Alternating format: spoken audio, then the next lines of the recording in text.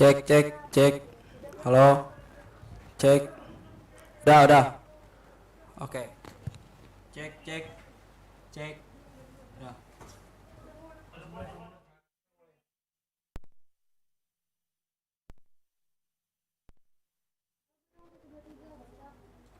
Selamat datang semuanya di acara POP, Pelajar Obrolan Populer. Nah, selamat siang semuanya. Jadi saya pada hari ini mengundang sebuah tamu dari SMKN 45 Jakarta. Nah, Bapak boleh perkenalkan namanya, Pak? Ya. Bismillahirrahmanirrahim. Assalamualaikum warahmatullahi wabarakatuh. Nama saya Pak Sahuri. Untuk lengkapnya ya Sahuri, untuk gelarnya SPD. Ya, silakan. Ya. Jadi pada saat ini Bapak mengajar sebagai guru apa sih, Pak? Saya mengajar sebagai guru PJOK Pendidikan Jasmani, Olahraga dan Kesehatan. Berarti yang PJOK gitu ya, Pak? Ya, PJOK. Jadi Bapak udah berapa lama sih ngajar di sini? Untuk ngajar itu dimulai dari tahun 1994 itu di Jakarta. Namun untuk di SMK 45 itu di tahun 2010. Nah, selebihnya di sekolah-sekolah yang ada di Jakarta, baik Jakarta Timur pernah, Jakarta Barat pernah, Jakarta Selatan juga pernah. Banyak. Itu untuk pengalaman atau sejak kapan saya menggeluti ataupun mengajar di Jakarta. Untuk mengajar itu Bapak pernah nggak sih dapat pengalaman yang nggak enak gitu dari murid-muridnya atau gimana? Mengajar pengalaman itu memang ada yang nggak enak, ada yang susah, ada yang tidak susah. Tapi ketika kita menggeluti dengan profesi sebagai seorang guru, apalagi guru olahraga, dengan mencintai guru, kemudian berolahraga yang baik, apapun ada tantangan untuk kesusahan ini bisa dilewati. Memang ada yang kadang-kadang sudah diberikan pembelajaran untuk buku dan sebagainya, sekali dua kali memang belum langsung bisa dinikmati, belum bisa nampak hasilnya, memang harus berkali-kali. Itu memang itu susahnya. Tetapi ketika kita selalu suka dengan profesi, selalu suka dengan apa yang kita ajarkan, dan apa yang diajarkan bermanfaat, saya rasa kesusahan ini bisa dilewati dengan baik. Kemudian Bapak selain menjadi guru, Bapak membina sebagai apa juga? Waktu dasar dari saya ini sebenarnya kuliahnya dulu namanya IKIP Jakarta. IKIP, nah jurusan saya itu dulunya pelatihan. Nah, pelatihan ini karena di keguruan bisa menjadi guru, bisa menjadi pelatih, bisa menjadi mentor di beberapa organisasi yang sifatnya untuk peningkatan kebugaran. Nah, jadi bisa jadi guru, bisa jadi pelatih. Dan untuk saat itu pernah memegang atau membina itu tim futsal Provinsi DKI di tahun 2017. Waktu itu kegiatannya adalah USN, dan anak-anak futsal saya seleksi dilatih di SMA 45 dari berbagai SMK yang ada di Jakarta menjadi tim.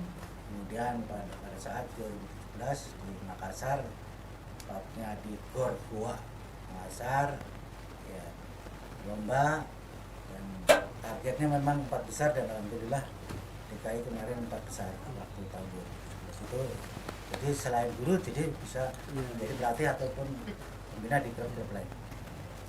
Kira-kira metode apa sih Pak yang Bapak lakuin pas ngajar gitu, pas lagi ngelatih? Metode, Iya. kalau metode sebenarnya metode ini banyak ya. Metode yang apa namanya yang kita gunakan tergantung beberapa metode yang nantinya kita upload dan bisa berkolaborasi, karena dengan metode satu dengan metode satunya belum tentu metode itu bisa diterapkan dengan tepat. Nah, hanya beberapa kolaborasi, beberapa metode-metode yang bisa diterapkan sehingga bisa apa namanya meningkatkan untuk prestasi. Jadi kolaborasi metodenya beberapa metode yang kita coba, yang kita trial, coba dan seterusnya, sehingga akan menemukan metode yang tepat untuk bisa membina atletnya. Untuk lomba tersebut kan Bapak pernah memimpin ya Pak? Pernah Nah, memimpin. ada pengalaman seru gak Pak pas lomba gitu? Pengalaman seru itu begini, ada dari segi panitiaan, saya masih terbang di pesawat, turun di bandara Hasanuddin saat itu. Makassar ya Pak? Makassar. Saat itu sudah dipanggil, tim DKI sudah dipanggil. Nah, saat itu setelah dipanggil, akhirnya apa, dengan sigap, ya udah, dari perjalanan bandara ya, sampai ke GOR itu saya suruh atletnya ganti baju di mobil. Iya. Pas turun langsung harus sudah main tanpa pemanasan. Nah, ketika seperti itu pengalaman yang benar-benar seru. Dan pada saat main babak pertama kalah 2-0. Setelah 2-0 akhirnya ya udah, saya kasih motivasi, kasih masukan. Ketika nanti endingnya tidak bisa membalikan di babak kedua, tidak ke hotel penginapan, kita langsung pulang ke Jakarta lagi. Akhirnya pas kejadian terakhir silakan main baik, main tulus, semangat dan sebagainya. Akhirnya endingnya 4-2 untuk Provinsi DKI, akhirnya bisa masuk ke itu pengalaman yang seru. Masih di bandara sudah dipanggil untuk main. Iya. Ya. Itu kejadiannya udah lama atau masih baru Pak kira-kira? Saat itu saat saya ditugaskan untuk memegang tim Provinsi DKI ya, tahun 2017. Nah, saat kalau yang kemarin saya juga pernah di olahraga tradisional di Palembang, itu di tahun 2020-an tuh. Palembang ya, lucu, olahraga yang baru muncul, jadi sehingga kadang-kadang kita beradaptasi, kita belajar di olahraga tradisional yang baru dan bisa dikembangkan. Ini kadang-kadang apa namanya, selain olahraga yang prestasi, ada olahraga tradisional tapi ya unik. Ya. Jadi kan Bapak ini guru olahraga nih ya. Ya. Kira-kira kehidupan yang Bapak lakuin, misalnya kayak pola makannya itu apa aja sih Pak buat ngejaga biar tubuh kita biar sehat gitu? Jadi semuanya ada aturan dalam konsumsi gizi atau pola makan sehat atau pola hidup sehat, termasuk bagaimana kebutuhan istirahat. bagaimana kebutuhan gizi atau nutrisi, bagaimana kita melakukan aktivitas berapa aktivitas membutuhkan berapa kalori dan seterusnya, itu diatur dan dijadwal dan dipersiapkan. Karena ketika kita melakukan tidak seimbang, aktivitasnya tinggi, olahraga kuat, latihan dan sebagainya, hanya apa, dengan nutrisinya yang sedikit, hanya malah bukan sehat, malah ada jadi sakit. Jadi seperti itu bisa aja over training, over latihan dan sebagainya, itu bisa berbahaya, malah bukan jadi sukses tapi malah turun. Jadi pola makan dan pola aktivitas, gizi dan sebagainya semuanya diatur dan harus seimbang. Oh iya benar. Jadi kita harus makan sayur juga, Pak. Sayur, Ya. sayur, buah-buahan, bahkan saya sendiri saya lakukan kalau malam sudah nggak konsumsi nasi tapi buah-buahan sama sayur. Jadi minum ya jus. Kalau udah malam tuh malam dari misalnya maghrib, udah nggak konsumsi nasi. Nah, kalau nasi nanti pagi untuk yang olahraga berat. Jadi ada jarak juga antara makan dengan aktivitas. Minimalnya 1 jam atau sampai 1 jam setengah harus ada jeda. Ini makan sarapan, ini nanti pertandingan, itu harus ada jedanya. Nah, kecuali makanan-makanan yang cepat dicerna, itu mungkin jedanya bisa dekat. Untuk olahraganya itu kira-kira maksimal berapa jam, Pak, yang buat sehat gitu atau minimal? Untuk kebugaran ini bisa artinya gini, bagaimana untuk bisa mengetahui aktivitas kita bagus, serius atau tidak. Betul. Itu bisa dilakukan pakai denyut test tadi ya. Sebelum melakukan aktivitas, setelah melakukan aktivitas diperiksa denyut nadinya. Kalau nanti denyut nadinya naik, berarti aktivitas yang dilakukan serius dan bermanfaat. Karena apa? Kita melakukan kebugaran ketika tidak ada waktu yang ditentukan, katakan minimalnya misalnya 10 menit bergerak. 10 menit bergerak bisa untuk meningkatkan kebugaran jasmani. Jadi ada waktunya ditentukan, ada tes periksa untuk bagaimana aktivitas kita serius atau tidak dengan nadi seperti itu. Betul. Jadi guys, jangan lupa olahraga, karena olahraga itu sangat penting ya, Pak. Sangat penting buat tubuh kita juga. Buat yang di rumah aja juga harus lagi masa pertumbuhan. Lagi masa pubertas. Nah, jadi gini aja, kita break sebentar. Jadi sampai kembali di segmen selanjutnya. Dadah. Lama nih nggak foto.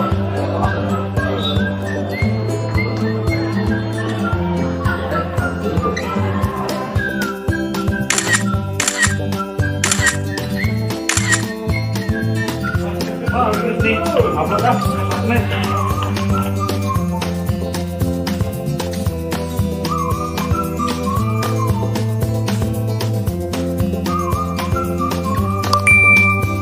Wah, kayaknya banyak nih yang like.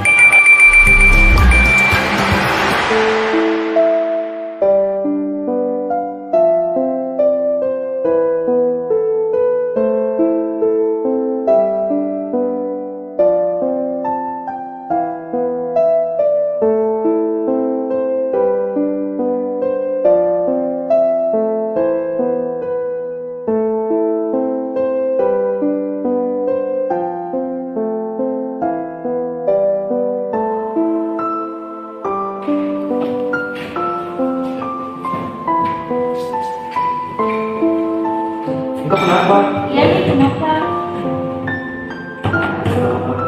Ya udah, bersedih. Ini ke kantin yuk. Ya yuk, daripada terakhir. Ayo.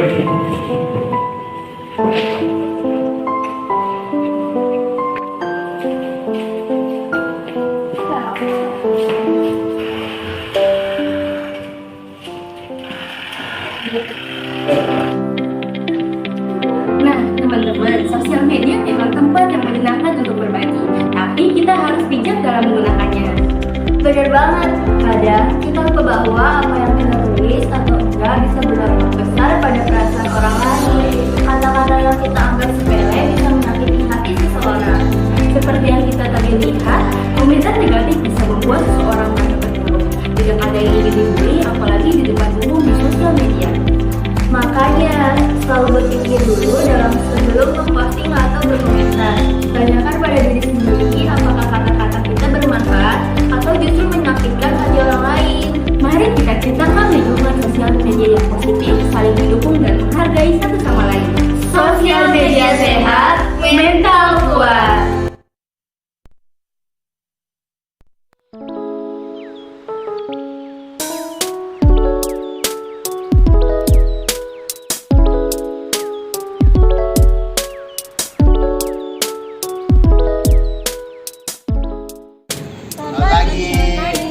Selamat pagi. Apaan sih, asik banget.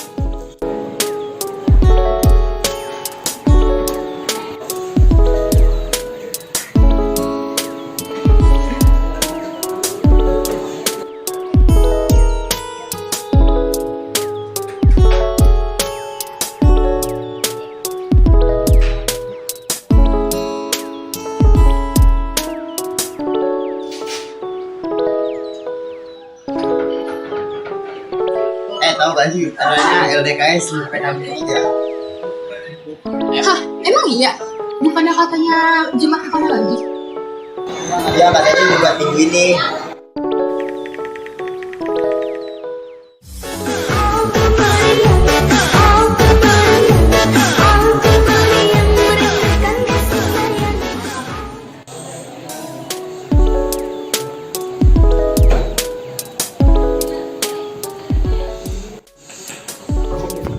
Beneran deh gede, lucu banget gila. Nih, jadi ada orang yang kayak kakinya pincang gitu. Baunya apa banget sih? Iya, berisik banget ya. Nah, jadi itu dia contoh yang tidak baik. Coba kalau kita melakukan 5S. Apa sih 5S itu? Senyum, salam, ramah, sopan, dan santun. Nah, ayo kita simak yuk.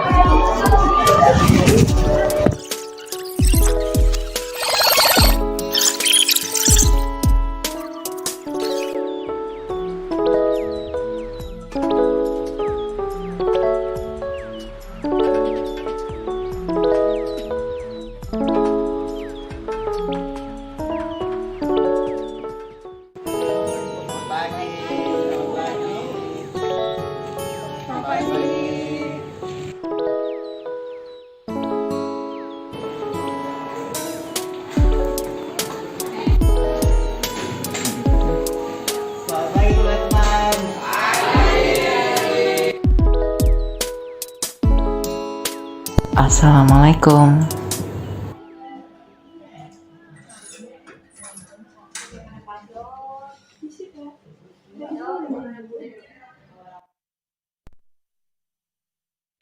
Tahu gak sih adanya LDKS PKB 3? Hah, emang iya? Bukannya katanya Jumat depan lagi? Iya katanya juga minggu ini.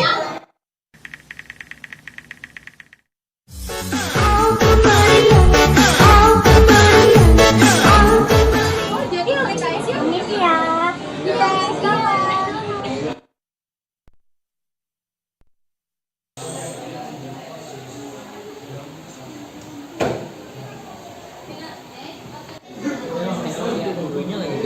Coba kita kerjain.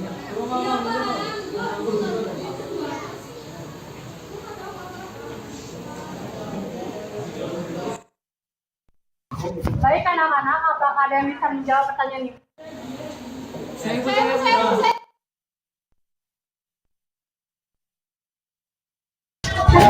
Ya, perilaku yang harus kita lakukan saat berada di sekolah dengan melakukan 5S. Senyum, salam, sapa, sopan, dan santun. Nah, manfaatnya untuk meningkatkan integritas dan moral yang tinggi bagi para pelajar. Jadi, jangan lupa untuk melakukan 5S.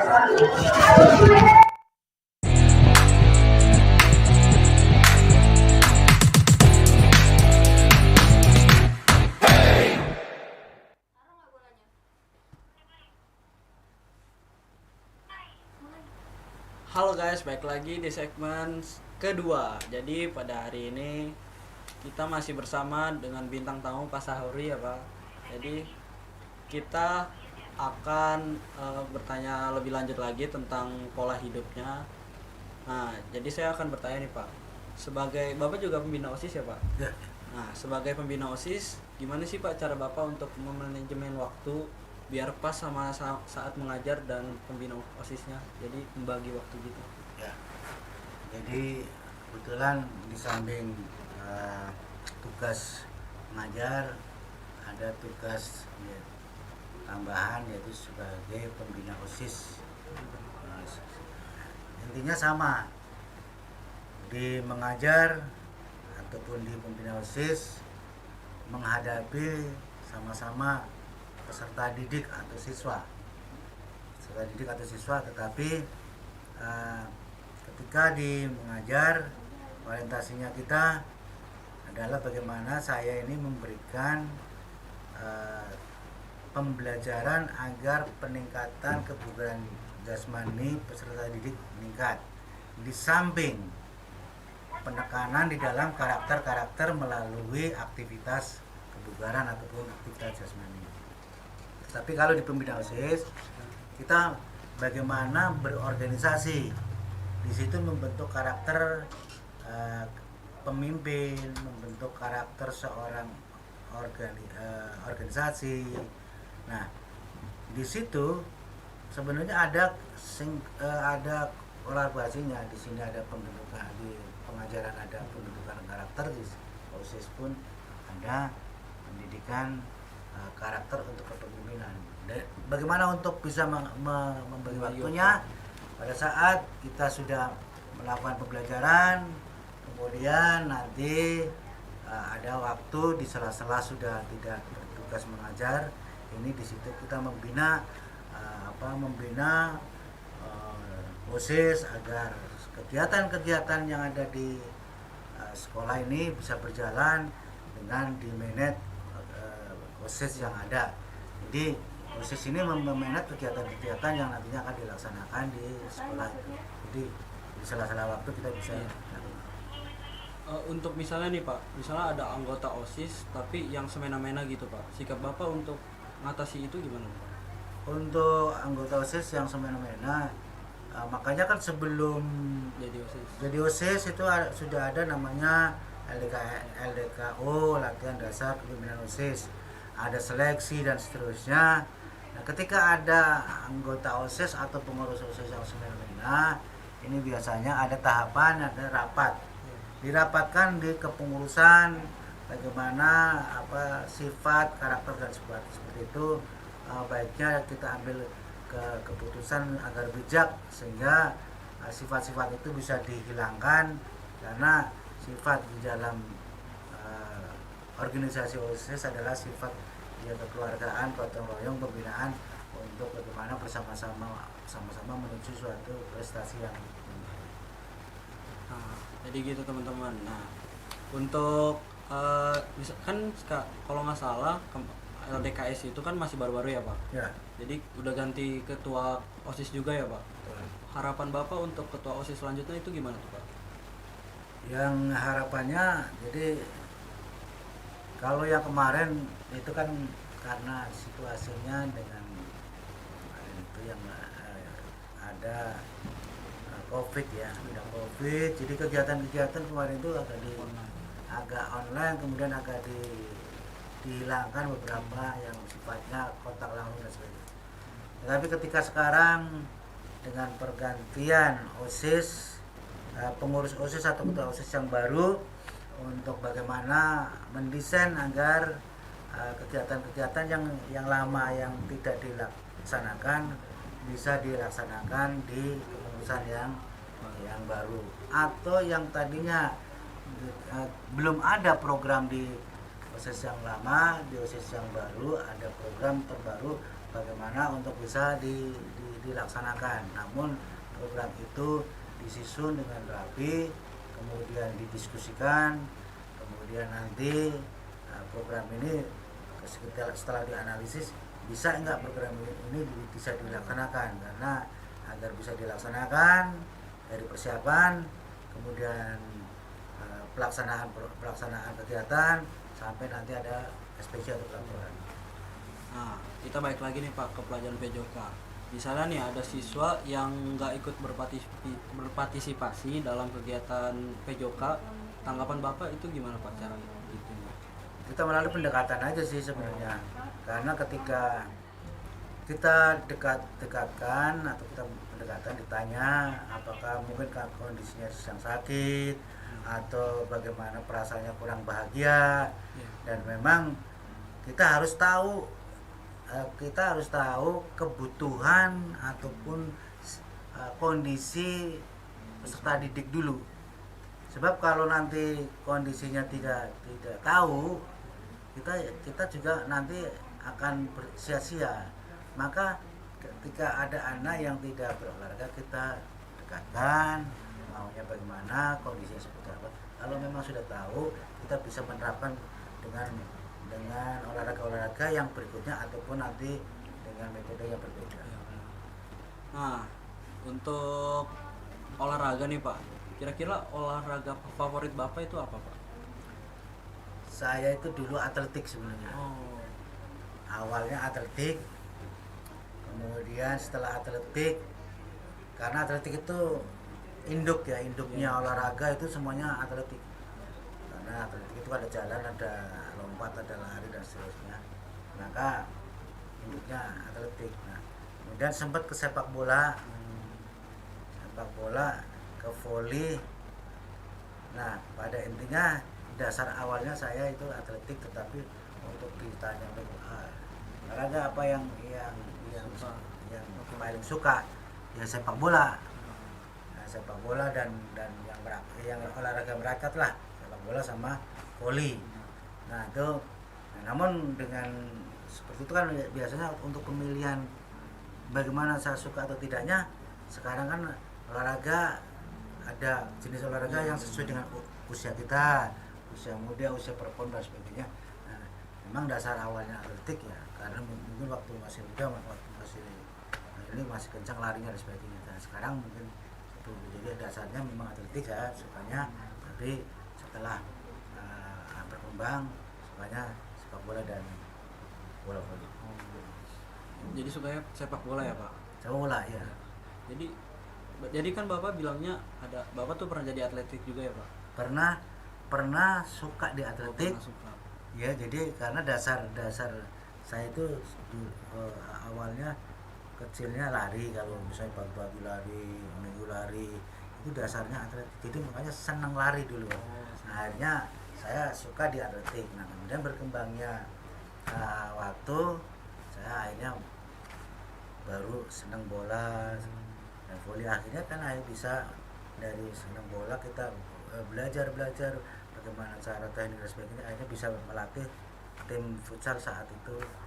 Nah, karena futsal sama sepak bola agak istilahnya tidak terlalu jauh dalam tekniknya, ya kan.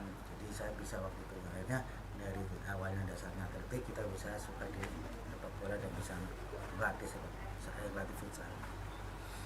Nih Pak, jadi kan Bapak suka sepak bola juga. Jadi Bapak ada tim favorit gak Pak di sepak bola? Dari Inggris gitu atau? Kalau tim favorit Inggris itu Manchester. Oh, Manchester United. Kalau di sini yang lokal ya Persija.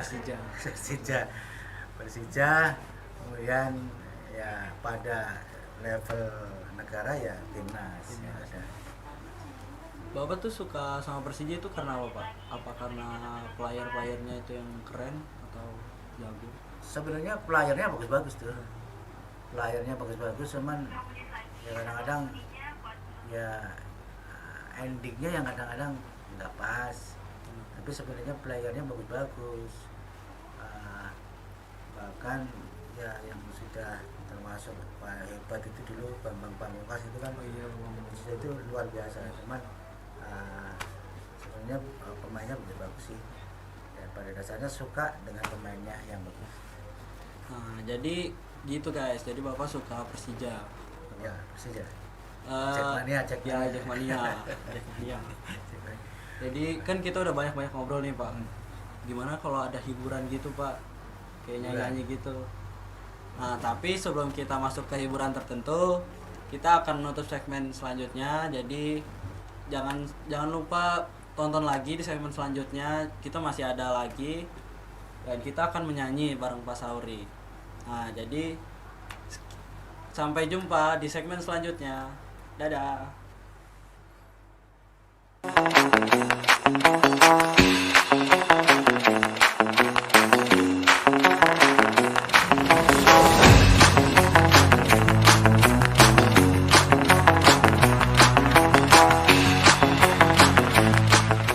Ketika saya ingin menjadi nasabah baru di Bank Mini ini, saya mau nanya apa sih keuntungan menjadi nasabah di Bank Mini ini? Keuntungan menjadi nasabah di Bank Mini ini, yang pertama itu kita terlatih untuk menjadi disiplin dalam penggunaan uang. Nah, keuntungan yang kedua itu kita mempunyai dana simpanan yang nantinya akan berguna ketika kita sedang dalam situasi darurat. Oh, menarik banget keuntungannya. Bagaimana sih caranya saya menjadi nasabah di Bank Mini ini? Nah, nasabah baru itu diwajibkan untuk membeli buku tabungan. Nah, setelah membeli buku tabungan, nanti nasabah baru akan ditindaklanjuti untuk mengisi formulir data pribadi. Setelah nasabah baru mengisi formulir tersebut, nasabah diwajibkan untuk menyetor sebagai saldo awal tabungan. Oh ya udah Kak, saya mau daftar dong di Bank Mini. Boleh? Boleh saya minta data pribadinya? Boleh. Atas nama siapa? Azan Eviano Sumara, Kelas berapa? 10 PSKT. Untuk tanggal lahirnya? 24 November 2008. Oke. Baik, terima kasih ya Kak. Iya, sama-sama. Dengan menabung di Bank Mini, kalian dapat mengambil dana saat keadaan darurat. Serta kalian juga dapat dibimbing dalam maklumat keuangan. Yuk menabung di Bank Mini, keuangan aman, masa depan cerah.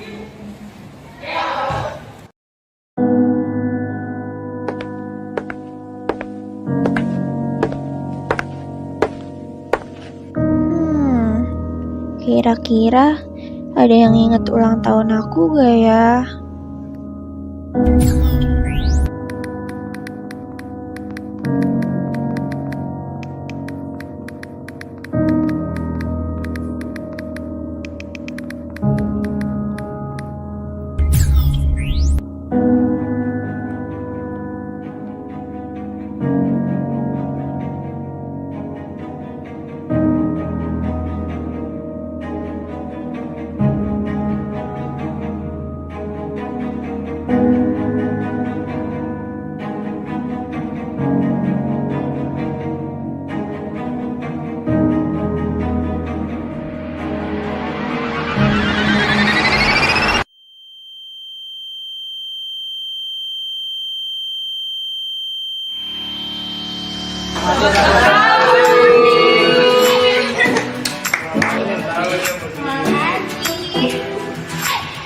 Jangan sedih lagi ya, karena hadiah-hadiah bagus membuat hidup semakin berwarna. Produk-produk keren hanya ada di UPD Cafe. Maka dari itu, segeralah membeli produk dari UPD Cafe. Orang bahagia tentu karena hadiah.